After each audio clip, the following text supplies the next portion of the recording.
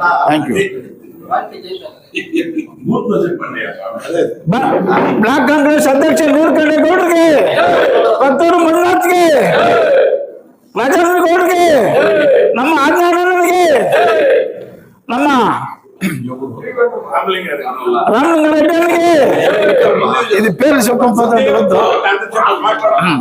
ಆತ್ಮೀಯ ಬಂಧುಗಳೇ, ಈಗಾಗಲೇ ಬಹಳಷ್ಟು ಚೆನ್ನಾಗಿ ವಿವರ ಕೊಟ್ಟಿದ್ದಾರೆ. ಏನು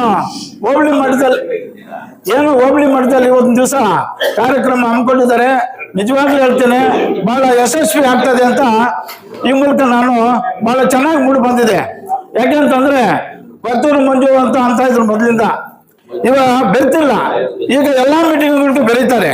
ಅದೊಂದು ಬಹಳ ವಿಶೇಷವಾದ ಒಂದು ಇದು.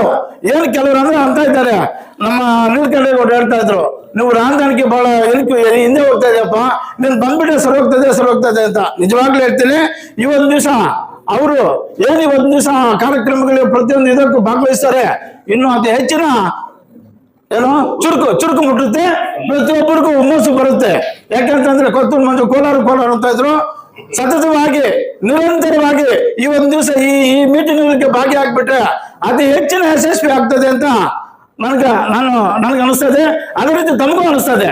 ಯಾಕೆಂತಂದ್ರೆ ಈಗ ಅಷ್ಟು ಮಾತ್ರ ಭಾಗಿಯಾಗ್ಬಿಟ್ರೆ ಸಾಕು. ಬೇಸ್ ಆಫ್ ದಿ ಪಾಯಿಂಟ್, ಈ ಒಂದು ಬೇಸ್ ಆಫ್ ಅಲ್ಲೇ ಅವ್ರೇನಾದ್ರೂ ಯಶಸ್ವಿ ಕಂಡ್ರೆ ಏನು ಮೀಟಿಂಗ್ ಇದ್ದಾವೋ, ಲಾಸ್ಟ್ ಅಲ್ಲಿ ಒಂದು ಮಾತಾಡ್ತೇನೆ. ಬಾಬಾ ಸಾಹೇಬ್ ಅಂಬೇಡ್ಕರ್ ಏಪ್ರಿಲ್ 14 ದಿವಸ ನಾವು ಹೇಳ್ತಾ ಇದ್ರು, ಅದು ಹೆಚ್ಚಿನ ಸಂಖ್ಯೆಯಲ್ಲಿ, ಅದು ಅವರು ಇವರು ಅಂತ ಭೇದ ಭಾವ ಇಲ್ಲ.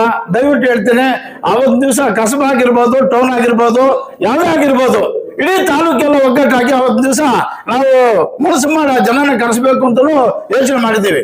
ಅದು ತಮ್ಮ ಗಮನಕ್ಕೂ ತರ್ತಾ ಇದ್ದೀವಿ.